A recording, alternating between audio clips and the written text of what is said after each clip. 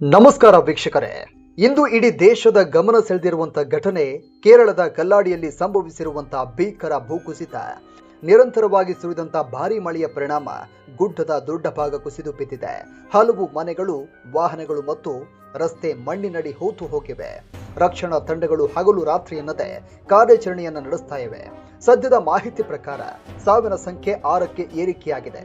ಉತ್ತರ ಪ್ರದೇಶದ ಸರ್ವಿಯರ್ Azharuddin Ansari, escalator operator Mohammed Imran ಹಾಗೂ ಹಿಮಾಚಲ ಪ್ರದೇಶದ ಇಂಜಿನಿಯರ್ ರಾಹುಲ್ ಶರ್ಮಾ ಸೇರಿ ಹಲವರು ಮೃತಪಟ್ಟಿದ್ದಾರೆ. ಇನ್ನಿಬ್ಬರಿಗಾಗಿ ಶೋಧ ಕಾರ್ಯ ಮುಂದುವರೆದಿದೆ. ಕೇರಳದ ಕಲ್ಲಾಡಿ ಪ್ರದೇಶದಲ್ಲಿ ಹಲವು ದಿನಗಳಿಂದ ನಿರಂತರವಾಗಿ ಮಳೆ ಸುರಿತಾ ಇತ್ತು. ಮಳೆ ಹೆಚ್ಚಾದಂತೆ ಗುಡ್ಡದ ಮಣ್ಣು ಸಡಿಲಗೊಂಡು ಏಕಾಏಕಿ ಭೂಕುಸಿತ ಸಂಭವಿಸಿತು. ಗುಡ್ಡದ ಮೇಲ್ಭಾಗದಿಂದ ಅಪಾರ ಪ್ರಮಾಣದ ಮಣ್ಣು, ಬಂಡೆಗಳು ಮತ್ತು ಮರಗಳು ಕೆಳಕ್ಕೆ ಜಾರಿದ್ವು. ಕೆಲವೇ ಕ್ಷಣಗಳಲ್ಲಿ ರಸ್ತೆ, ವಾಹನಗಳು ಮತ್ತು ಸುತ್ತಮುತ್ತಲಿನ ಪ್ರದೇಶ ಮಣ್ಣಿನಡಿ ಮುಚ್ಚಿ ಹೋಯಿತು. ಸ್ಥಳೀಯರು ಮೊದಲು ಭಾರೀ ಸದ್ದು ಕೇಳಿದ ಬಳಿಕ ಹೊರಗೆ ಓಡಿ ಬಂದರು. ಆಗಲೇ ದೊಡ್ಡ ಪ್ರಮಾಣದ ಭೂಕುಸಿತ ಸಂಭವಿಸಿದ್ದನ್ನು ಕಂಡು ಬೆಚ್ಚಿ ಬಿದ್ದಿದ್ರು. ಘಟನೆಯ ಮಾಹಿತಿ ಸಿಕ್ಕ ತಕ್ಷಣ ಪೊಲೀಸರು, ಅಗ್ನಿಶಾಮಕ ದಳ ಹಾಗೂ ರಾಜ್ಯ ವಿಪತ್ತು ನಿರ್ವಹಣಾ ಪಡೆ ಮತ್ತು ಇತರ ರಕ್ಷಣಾ ಸಿಬ್ಬಂದಿ ಸ್ಥಳಕ್ಕೆ ಧಾವಿಸಿದ್ರು. ಮಳೆಯ ನಡುವೆಯೂ ರಕ್ಷಣಾ ಕಾರ್ಯಾಚರಣೆಯನ್ನ ನಡೆಸಿದ್ರು. ಆರಂಭದಲ್ಲಿ ರಸ್ತೆ ಸಂಪೂರ್ಣವಾಗಿ ಮಣ್ಣಿನಿಂದ ಮುಚ್ಚಿ ಹೋಗಿದ್ದ ಕಾರಣ ರಕ್ಷಣಾ ತಂಡಗಳಿಗೆ ಸ್ಥಳ ತಲುಪುವುದೇ ಸವಾಲಾಯಿತು. ಜೆಸಿಬಿ ಮತ್ತು ಇತರ ಭಾರಿ ಯಂತ್ರಗಳ ಮೂಲಕ ಮಣ್ಣು ತೆರವುಗೊಳಿಸುವ ಕೆಲಸವನ್ನು ಆರಂಭಿಸಲಾಯಿತು. ಕೆಲವೆಡೆ ಕೈಯಿಂದ ಮಣ್ಣು ತೆಗೆದು ಜೀವಂತವಾಗಿ ಸಿಲುಕಿರುವವರಿಗಾಗಿ ಶೋಧ ನಡೆಸಲಾಯಿತು. ರಕ್ಷಣಾ ಸಿಬ್ಬಂದಿ ಪ್ರತಿಯೊಂದು ಇಂಚಿನ ಪ್ರದೇಶವನ್ನು ಪರಿಶೀಲಿಸುತ್ತಿದ್ದಾರೆ. ಪ್ರತಿಯೊಂದು ಕ್ಷಣವೂ ಅಮೂಲ್ಯವಾಗಿರುವುದರಿಂದ ವೇಗ ಮತ್ತು ಎಚ್ಚರಿಕೆಯೊಂದಿಗೆ ಕಾರ್ಯಾಚರಣೆಯನ್ನು ನಡೆಸ್ತಾ ಇದ್ದಾರೆ. ದುರಂತದ ವೇಳೆ ಬಸ್ ಕೂಡ ಮಣ್ಣಿನ ರಾಶಿಯಲ್ಲಿ ಸಿಲುಕಿತ್ತು. ಅದನ್ನ ಹೊರತೆಗೆದ ಸಂದರ್ಭದಲ್ಲಿ ಮತ್ತೊಂದು ಮೃತದೇಹ ಪತ್ತೆಯಾಯಿತು. ಈ ಬೆಳವಣಿಗೆಯೊಂದಿಗೆ ಸಾವಿನ ಸಂಖ್ಯೆ ಮತ್ತಷ್ಟು ಏರಿಕೆಯಾಯಿತು. ಇದಕ್ಕೂ ಮುನ್ನ ಉತ್ತರ ಪ್ರದೇಶದ ಸರ್ವಿಯರ್ ಅಜರುದ್ದೀನ್ ಅನ್ಸಾರಿ, ಎಸ್ಕಲೇಟರ್ ಆಪರೇಟರ್ ಮೊಹಮ್ಮದ್ ಇಮ್ರಾನ್ ಹಾಗೂ ಹಿಮಾಚಲ ಪ್ರದೇಶದ ಇಂಜಿನಿಯರ್ ರಾಹುಲ್ ಶರ್ಮಾ ಅವರ ಮೃತದೇಹಗಳನ್ನು ಪತ್ತೆ ಹಚ್ಚಲಾಯಿತು. ಇನ್ನಿಬ್ಬರಿಗಾಗಿ ಶೋಧ ಕಾರ್ಯ ಮುಂದುವರೆದಿದ್ದು, ಕುಟುಂಬಸ್ಥರು ಸ್ಥಳದಲ್ಲಿ ಆತಂಕದಿಂದ ಕಾಯ್ತಾ ಇದ್ದಾರೆ. ಭೂಕುಸಿತ ಪ್ರದೇಶದಲ್ಲಿ ಮಳೆ ಇನ್ನೂ ಸುರಿತಾ ಇರುವ ಕಾರಣ ರಕ್ಷಣಾ ಕಾರ್ಯಾಚರಣೆ ಅಡ್ಡಿಯಾಗ್ತಾ ಇದೆ. ಮಣ್ಣು ಮತ್ತೆ ಮತ್ತೆ ಕುಸಿಯುವಂತ ಸಾಧ್ಯತೆ ಇರೋದ್ರಿಂದ ಸಿಬ್ಬಂದಿ ಅತ್ಯಂತ ಎಚ್ಚರಿಕೆಯಿಂದ ಕಾರ್ಯವನ್ನು ನಿರ್ವಹಿಸ್ತಾ ಇದ್ದಾರೆ. ಡ್ರೋನ್ಗಳು ಮತ್ತು ವಿಶೇಷ ಸಾಧನಗಳ ಸಹಾಯದಿಂದಲೂ ಪರಿಶೀಲನೆ ಕೂಡ ನಡೆಸಲಾಗ್ತಾ ಇದೆ.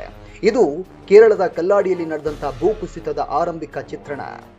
ನೋಡಿ, ಈ ದುರಂತದಲ್ಲಿ ರಕ್ಷಣಾ ಸಿಬ್ಬಂದಿ ನಡೆಸ್ತಾ ಇರುವಂತಹ ಕಾರ್ಯಾಚರಣೆ ಪ್ರತಿ ಕ್ಷಣವೂ ಸವಾಲಿನಿಂದ ಕೂಡಿದೆ. ಮಳೆ, ಮಣ್ಣು ಕುಸಿಯುವ ಆತಂಕ ಮತ್ತು ರಸ್ತೆ ಸಂಪರ್ಕ ಕಡಿತವಾದ ಪರಿಸ್ಥಿತಿ ಕಾರ್ಯಾಚರಣೆಯನ್ನ ಮತ್ತಷ್ಟು ಕಷ್ಟಕರವಾಗಿಸಿದೆ. ಭೂಕುಸಿತ ಸಂಭವಿಸಿದ ಕೆಲವೇ ನಿಮಿಷಗಳಲ್ಲಿ ಸ್ಥಳೀಯರು ಮೊದಲು ರಕ್ಷಣಾ ಕಾರ್ಯವನ್ನು ಆರಂಭಿಸಿದ್ರು. ನಂತರ ಪೊಲೀಸರು, ಅಗ್ನಿಶಾಮಕ ದಳ, ರಾಜ್ಯ ವಿಪತ್ತು ನಿರ್ವಹಣಾ ಪಡೆ ಹಾಗೂ ಇತರ ತುರ್ತು ಸೇವೆಗಳು ಸ್ಥಳಕ್ಕೆ ಧಾವಿಸಿದ್ವು. ಭಾರೀ ಮಣ್ಣು ಮತ್ತು ಬಂಡೆಗಳ ನಡುವೆ ಸಿಲುಕಿರುವವರನ್ನ ಪತ್ತೆ ಹಚ್ಚಲು ಯಂತ್ರೋಪಕರಣಗಳ ಜೊತೆಗೆ ಕೈಯಿಂದಲೂ ಕೂಡ ಶೋಧ ನಡೆಸಲಾಯಿತು. ಪ್ರತಿಯೊಂದು ಕ್ಷಣಕ್ಕೂ ಹೊಸ ಮಾಹಿತಿಗಳು ಹೊರಬರ್ತಾ ಇದ್ವು. ಆರಂಭದಲ್ಲಿ ಹಲವರು ನಾಪತ್ತೆಯಾಗಿರುವಂತಹ ಶಂಕೆ ವ್ಯಕ್ತವಾಗಿತ್ತು.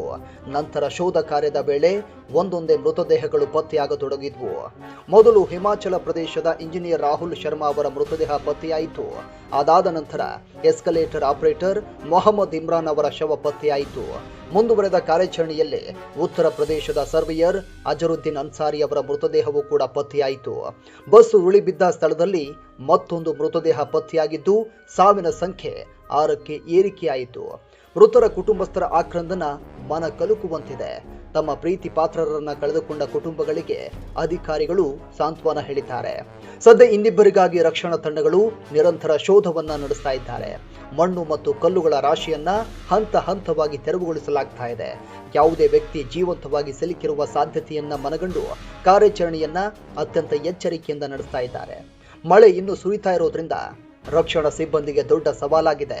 ಗುಡ್ಡದ ಮೇಲ್ಭಾಗದಲ್ಲಿ ಮತ್ತೆ ಭೂಕುಸಿತ ಸಂಭವಿಸುವಂತ ಅಪಾಯ ಇರುವ ಕಾರಣ ಕೆಲವೊಮ್ಮೆ ಕಾರ್ಯಾಚರಣೆಯನ್ನ ತಾತ್ಕಾಲಿಕವಾಗಿ ಸ್ಥಗಿತಗೊಳಿಸಿ ಪರಿಸ್ಥಿತಿ ಸುರಕ್ಷಿತವಾದ ಬಳಿಕ ಪುನರ್ ಆರಂಭಿಸಲು ಚಿಂತನೆ ನಡೆಸಲಾಗ್ತಾ ಇದೆ. ಭೂಕುಸಿತದ ಪರಿಣಾಮ ಹಲವು ವಾಹನಗಳು ಮಣ್ಣಿನಡಿ ಸಿಲುಕಿವೆ. ಕೆಲ ರಸ್ತೆಗಳಲ್ಲಿ ಸಂಚಾರ ಸಂಪೂರ್ಣವಾಗಿ ಸ್ಥಗಿತಗೊಂಡಿದ್ದು, ಪರ್ಯಾಯ ಮಾರ್ಗಗಳನ್ನು ಬಳಸಲಾಗ್ತಾ ಇದೆ. ಸ್ಥಳೀಯ ಆಡಳಿತ ಅಪಾಯದ ಪ್ರದೇಶಗಳಿಗೆ ಸಾರ್ವಜನಿಕರು ಹೋಗದಂತೆ ಕಟ್ಟುನಿಟ್ಟಿನ ಸೂಚನೆಯನ್ನ ಹೊರಡಿಸಲಾಗಿದೆ. ಘಟನಾ ಸ್ಥಳಕ್ಕೆ ಹಿರಿಯ ಅಧಿಕಾರಿಗಳು ಭೇಟಿ ನೀಡಿ ರಕ್ಷಣಾ ಕಾರ್ಯಾಚರಣೆಯ ಪ್ರಗತಿಯನ್ನ ಪರಿಶೀಲಿಸಿದ್ದಾರೆ. ಸಂತ್ರಸ್ತರಿಗೆ ಅಗತ್ಯ ನೆರವು ಒದಗಿಸಲು ಜಿಲ್ಲಾಡಳಿತ ಕ್ರಮವನ್ನು ಕೈಗೊಂಡಿದೆ. ತಾತ್ಕಾಲಿಕ ಪರಿಹಾರ ಕೇಂದ್ರಗಳಲ್ಲಿ ಆಹಾರ, ಕುಡಿಯುವ ನೀರು ಹಾಗೂ ವೈದ್ಯಕೀಯ ಸೌಲಭ್ಯಗಳನ್ನು ಒದಗಿಸಲಾಗಿದೆ. ಸ್ಥಳೀಯ ಸ್ವಯಂ ಸೇವಕರು ಕೂಡ ರಕ್ಷಣಾ ಕಾರ್ಯಾಚರಣೆಗೆ ಕೈಜೋಡಿಸಿದ್ದಾರೆ. ಕೇರಳದ ಗುಡ್ಡಗಾಡು ಪ್ರದೇಶಗಳು ಪಶ್ಚಿಮ ಘಟ್ಟದ ವ್ಯಾಪ್ತಿಗೆ ಸೇರಿವೆ. ಇಲ್ಲಿ ಮುಂಗಾರು ಅವಧಿಯಲ್ಲಿ ಅತಿ ಹೆಚ್ಚು ಮಳೆಯಾಗುತ್ತೆ. ಹಲವಾರು ದಿನಗಳ ಕಾಲ ನಿರಂತರವಾಗಿ ಸುರಿಯುವಂತ ಮಳೆಯಿಂದಾಗಿ ಗುಡ್ಡದ ಮಣ್ಣು ನೀರನ್ನ ಹೀರಿಕೊಂಡು ಸಡಿಲಗೊಳಿಸುತ್ತೆ. ನಂತರ ಭಾರವನ್ನ ತಡೆಯಲಾಗದೆ ಮಣ್ಣು, ಬಂಡೆಗಳು ಹಾಗೂ ಮರಗಳು ಏಕಾಏಕಿ ಕುಸಿದು ಬೀಳುವ ಸಾಧ್ಯತೆ ಹೆಚ್ಚಾಗುತ್ತೆ.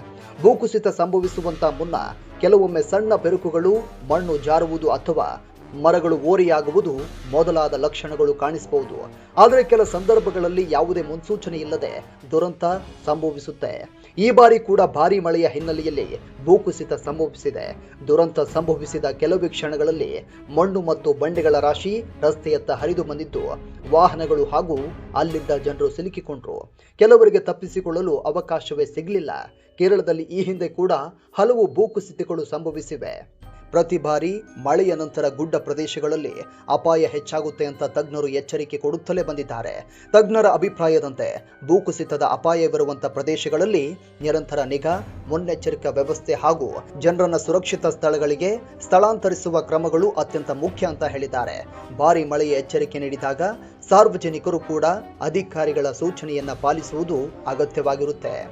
ಕಲ್ಲಾಡಿ ದುರಂತ ಮತ್ತೊಮ್ಮೆ ಪ್ರಕೃತಿ ವಿಕೋಪಗಳ ಎದುರು ಮಾನವ ಜೀವ ಎಷ್ಟು ದುರ್ಬಲ ಅನ್ನೋದನ್ನ ನೆನಪಿಸಿದೆ. ಒಂದೇ ಕ್ಷಣದಲ್ಲಿ ಅನೇಕ ಕುಟುಂಬಗಳು ತಮ್ಮ ಆತ್ಮೀಯರನ್ನ ಕಳೆದುಕೊಂಡಿವೆ. ರಕ್ಷಣಾ ತಂಡಗಳು ಇನ್ನೂ ನಾಪತ್ತೆಯಾದವರಿಗಾಗಿ ಶೋಧವನ್ನ ಮುಂದುವರೆಸಿದ್ದಾರೆ. ಭಾರಿ ಯಂತ್ರೋಪಕರಣಗಳು, ಶ್ವಾನದಳ ಹಾಗೂ ಇತರ ತಂತ್ರಜ್ಞಾನಗಳ ಸಹಾಯದಿಂದ ಪ್ರತಿಯೊಂದು ಪ್ರದೇಶವನ್ನ ಪರಿಶೀಲನೆ ಮಾಡ್ತಾ ಇದ್ದಾರೆ. ಮಳೆ ಅಡ್ಡಿಯಾದರೂ ಕಾರ್ಯಾಚರಣೆಯನ್ನ ನಿಲ್ಲಿಸದೆ ಮುಂದುವರಿಸಲಾಗ್ತಾ ಇದೆ. ಈ ದುರಂತದಲ್ಲಿ ಮೃತಪಟ್ಟವರ ಕುಟುಂಬಗಳಿಗೆ ದೇಶದ ವಿವಿಧ ಭಾಗಗಳಿಂದ ಸಂತಾಪ ವ್ಯಕ್ತವಾಗ್ತಾ ಇದೆ. ಸಾಮಾಜಿಕ ಜಾಲತಾಣದಲ್ಲಿಯೂ ಜನರು ಮೃತರಿಗೆ ಶ್ರದ್ಧಾಂಜಲಿ ಸಲ್ಲಿಸ್ತಾ ಇದ್ದು ರಕ್ಷಣಾ ಸಿಬ್ಬಂದಿಯ ಕಾರ್ಯವನ್ನ ಮೆಚ್ಚುತ್ತಾ ಇದ್ದಾರೆ. ಅಧಿಕಾರಿಗಳು ಭೂಕುಸಿತದ ನಿಖರ ಕಾರಣ, ಹಾನಿಯ ಪ್ರಮಾಣ ಮತ್ತು ಮುಂದಿನ ಸುರಕ್ಷತಾ ಕ್ರಮಗಳ ಕುರಿತು ಪರಿಶೀಲನೆ ಮಾಡ್ತಾ ಇದ್ದಾರೆ. ಸ್ಥಳೀಯ ನಿವಾಸಿಗಳಿಗೆ ಎಚ್ಚರಿಕೆ ನೀಡಲಾಗಿದ್ದು ಅಪಾಯದ ಪ್ರದೇಶಗಳಿಂದ ದೂರವಿರಲು ಸೂಚನೆ ಕೊಟ್ಟಿದ್ದಾರೆ. ಈ ಮಾಹಿತಿ ನಿಮಗೆ ಇಷ್ಟ ಆಗಿದ್ರೆ ಲೈಕ್ ಮಾಡಿ, ಕಮೆಂಟ್ ಮಾಡಿ, ಶೇರ್ ಮಾಡಿ. Thank you.